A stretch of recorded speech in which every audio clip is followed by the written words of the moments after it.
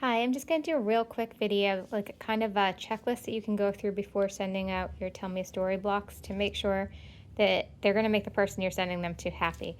So first of all, make sure that the center is a fussy cut. It shouldn't just be a blender print. It should really be a motif that you are selecting from your fabric and centering in the middle.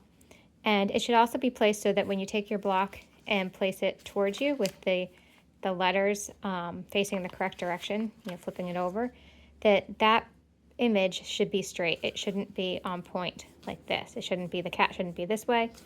It should be this way. So that's the one thing you want to check for with your center fussy cut. And then the next is that make sure all of these sections that extend to the outer edges of your block, make sure all the fabric really does extend to the outside edges, both in the strips and in the triangles, because your 1/4 inch seam allowance here isn't really too big, right? And when you go to sew 2 blocks together, you don't want to have this fabric not go all the way to the edge or this fabric not to meet the other block, because then that block is really unusable. So just double check that. Also, make sure that you are stitching beyond the edges of don't just stop your stitching here at the line, stitch a little bit beyond and back stitch in all of these places.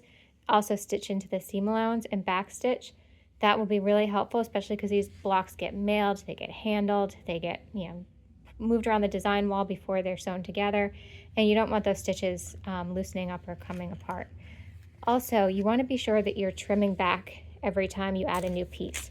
So for example, I'm going to take this one apart. I'm going to rip my foundation papers off. Remember, we're not doing this before we send them. But all of this seam allowance should be stitched and then trimmed to the 1/4 inch, right? You shouldn't have a whole bunch of excess fabric here. So you want to trim after every step. If you follow all those steps, then your block will be well constructed and ready to send out. The colors on this block are not good for the swap. I was just using that one to rip apart. You want to go with colors like this, with low volume fabrics on the outside corners with no colors and black here. Thanks.